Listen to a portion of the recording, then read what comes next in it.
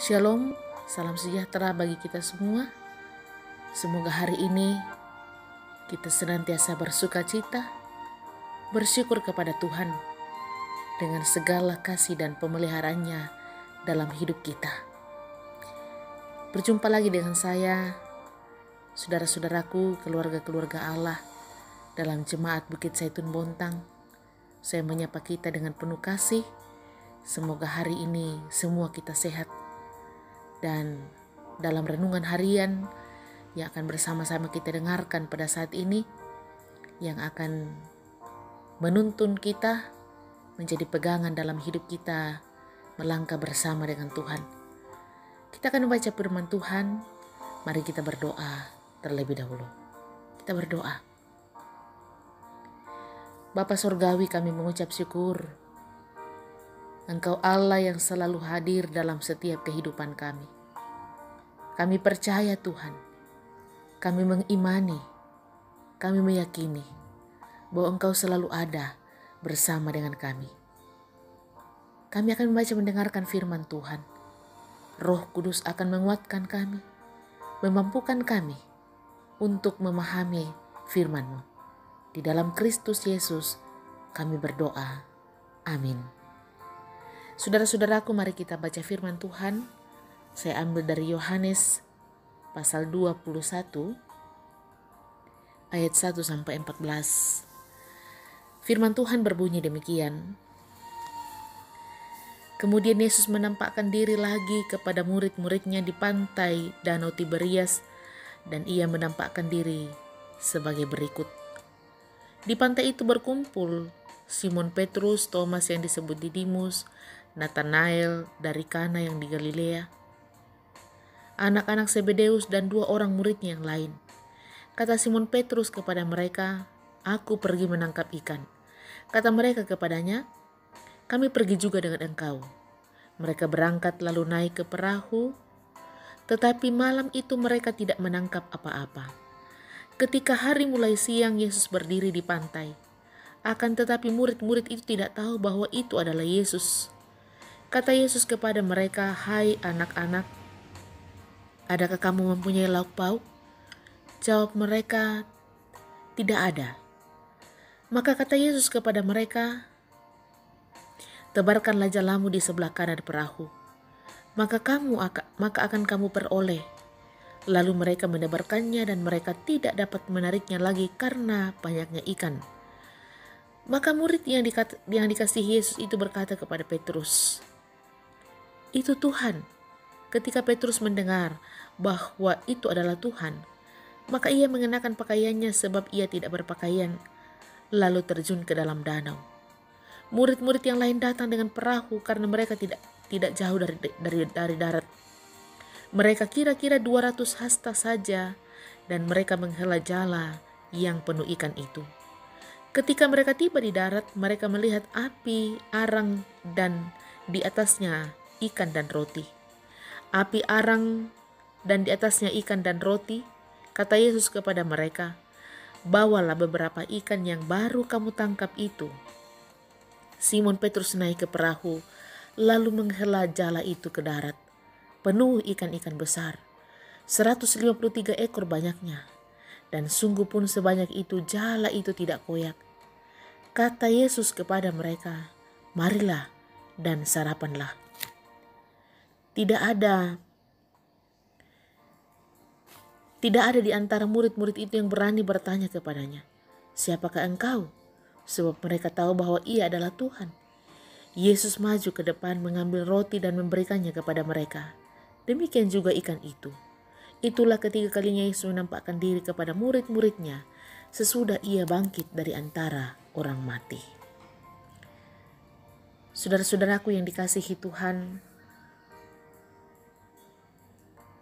entah apa yang terlintas dalam pemikiran kita,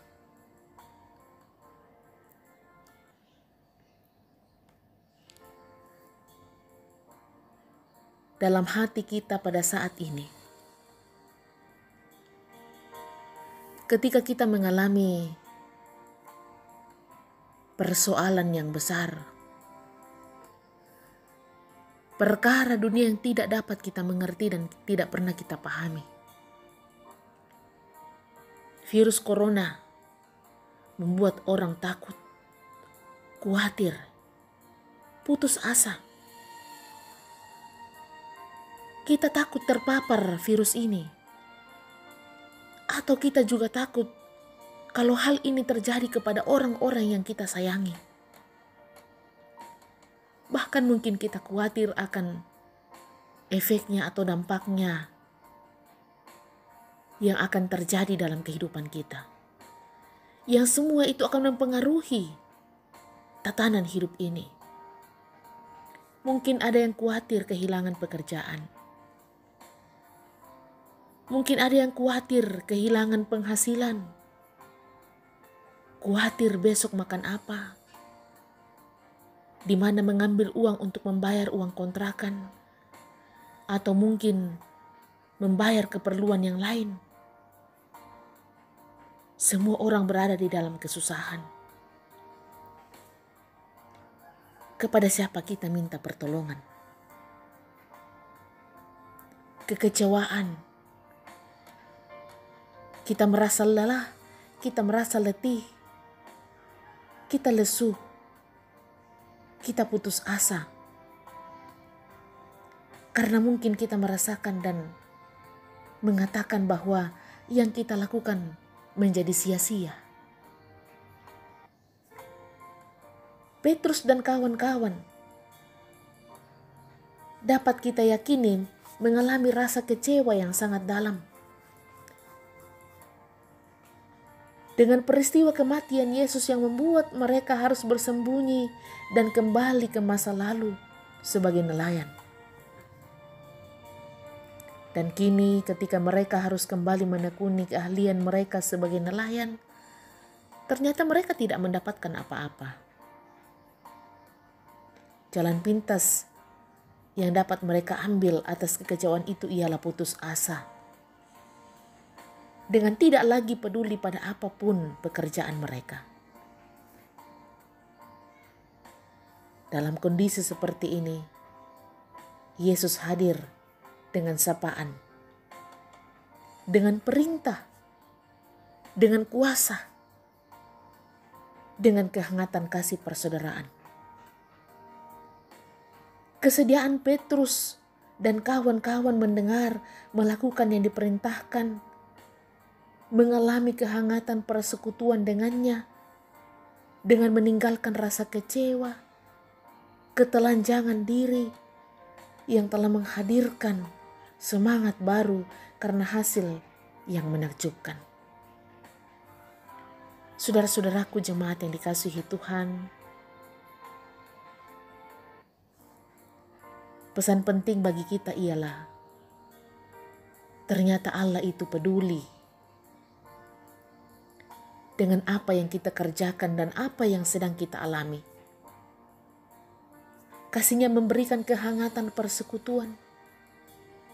Sabdanya menuntun kita kepada jalan yang mendatangkan buah-buah kebaikan dan kelimpahan hidup. Karena itu jangan pernah menyerah. Jangan pernah putus asa. Tidak lagi takut, tidak lagi khawatir.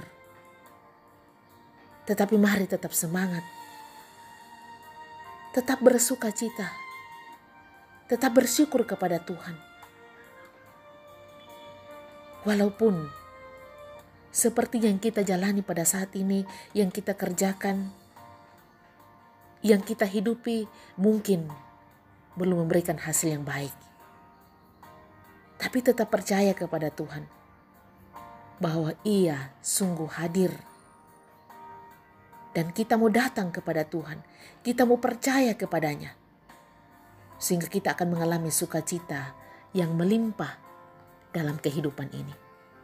Percayalah bahwa ketika Tuhan hadir dalam kehidupan kita, maka kita akan merasakan kelegaan.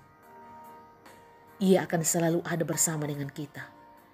Ia sedang bekerja di dalam rancangannya yang baik dan indah untuk kehidupan semua umat Tuhan.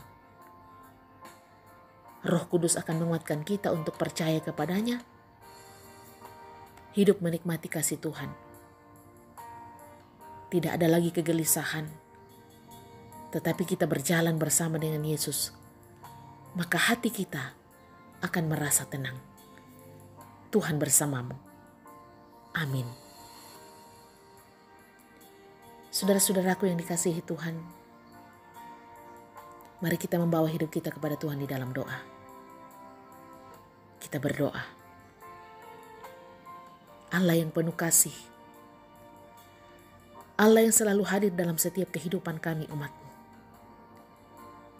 Kami membawa segala syukur kami, seruan dan pengharapan kami kepadamu Tuhan. Kami mengaku ya Tuhan bahwa ada begitu banyak hal yang kami lakukan yang tidak sesuai dengan kehendak-Mu. Karena itu ya Tuhan, ampuni kami. Engkau Tuhan juga yang akan melihat kami. Engkau Tuhan juga akan melawat hati kami. Hamba berdoa Tuhan untuk jemaat Tuhan yang dalam keadaan sakit, yang dirawat di rumah sakit umum Bontang saat ini, yang masih ada di tempat lain, yang saat ini berada di suatu tempat yang khusus,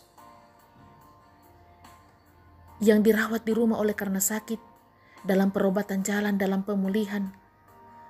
Engkau hadir di sana Tuhan. Pulihkan mereka Tuhan. Berikan kekuatan iman bagi mereka untuk sungguh percaya dan bersandar sepenuhnya kepada Tuhan, bahwa pertolongan Tuhan akan tepat pada waktunya. Tidak pernah terlambat dan tidak akan pernah cepat.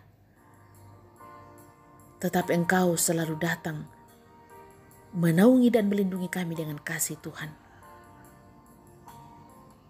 Hamba berdoa ya Tuhan, bagi keluarga-keluarga Allah yang saat ini terpisah dari saudara-saudara kami yang dirawat.